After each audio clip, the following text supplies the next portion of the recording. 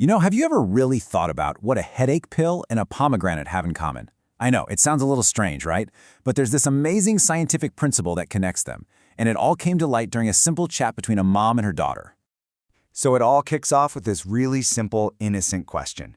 A little girl, Shristi, has to interview her mom for a school project. And she has no idea, but the answer she's about to get is going to completely change how she looks at food forever. Okay, so Shristi's mom. She's a researcher at a genetics pharmaceutical company. Basically, she helps make medicines that are affordable for millions of people all over the world. But it's what she does specifically that makes this whole story so fascinating. Her specialty is something called pharmaceutical formulations. I know, that sounds super technical and complicated, but trust me, it's a concept that affects every single one of us. And Shristi was just about to find out it goes way beyond the pharmacy. So that's the big question, right? What on earth is a formulation? Getting the answer to this is the absolute key to unlocking the whole lesson her mom is about to share. Her mom explained that formulation is really the science of making sure medicine actually works. See, it's not just about the main ingredient, it's about how you package it, how you deliver it to the body so it can do its job right. Let's take paracetamol, something we all know. The chemical itself is what stops the pain. But you can't just, take the raw chemical. Formulation is the science of putting the exact right amount into a stable form, like a tablet, that your body can actually use. So the big takeaway here is the delivery system is just as important as the medicine inside it. Just think about all the different kinds of medicines you've seen. You've got solid tablets, liquid syrups, creams you put on your skin. Each one is a different formulation, and they're all designed for a specific job. A skin rash? Well, that needs a cream to work on the outside. A fever? You'll need a tablet or a syrup to work from the inside. And this is where Shristi asks this just brilliant question. She says, if the chemical's the important part, why bother with all these pills and capsules? Why not just put a tiny drop on your tongue? And her mom's answer is what ties this all together, connecting the pharmacy to our kitchen. Her mom explained that our bodies are incredibly complex. A drop of medicine on your tongue? It might never even make it to your stomach where it needs to be absorbed to work. The formulation, the pill or the syrup, is what guarantees the medicine gets to where it needs to go. And to make it even clearer, she used this fantastic analogy. And this is where the whole conversation pivots, from medicine made by scientists to nature's own perfect designs, starting with, a pomegranate. Think about it. Eating a whole pomegranate with all the pulp and the fiber is like taking a perfectly formulated pill from nature. Nature packaged all the good stuff with everything our body needs to absorb it properly. But pomegranate juice? That's just an extract. It's like taking the active ingredient but throwing away the crucial delivery system.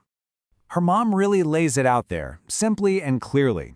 Taking just the extract, the concentrate, without the parts nature designed to go with it, like pulp and fiber, is not how our bodies are meant to handle it.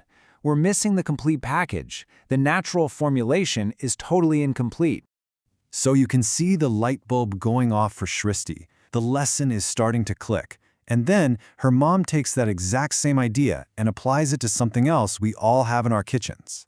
And once again, Shristi asks this really sharp follow-up question. She's like, okay, if extracts are bad, then what's the deal with cooking oil? I mean, it's literally just oil squeezed out of seeds. Isn't that just like the fruit juice? And her mom says, exactly. It's the exact same principle. A whole seed is nature's perfect little package. Sure, it has oil, but it's balanced out with fiber and all sorts of other nutrients.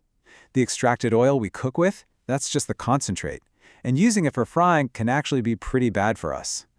So, if it's not exactly ideal for our health, why do we use so much oil?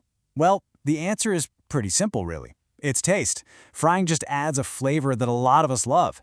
But if we're talking purely about health, boiling or roasting is way better. In fact, many cultures all over the world have traditional diets with boiled foods and use no extra oil at all because they get what they need from whole foods. And right here, this is the real heart of the lesson. This whole idea of formulation, which started with medicine, has led us to a fundamental choice we all make every single day when we cook. For Shristi, it was like a switch flipped. She immediately got it. All those delicious deep-fried snacks she loved, samosas, pakoras, she realized they were perfect examples of choosing that tasty concentrate over the healthier whole food formulation. And so, the interview was done. When it came time to fill out that school form under name of person interviewed, Shristi didn't write a formal name or a fancy job title. She just wrote, "My mama." It's just such a sweet ending to the story, and a great reminder that sometimes the biggest lessons come from the people we're closest to. And that brings us to our final thought. This whole conversation started with a pill, but ended with this powerful lesson about what we eat. And it kind of forces us to look at our own plates, right? It makes us ask, in our own lives, when do we pick the extract over nature's whole formulation? What's one choice you regularly make for taste over true health?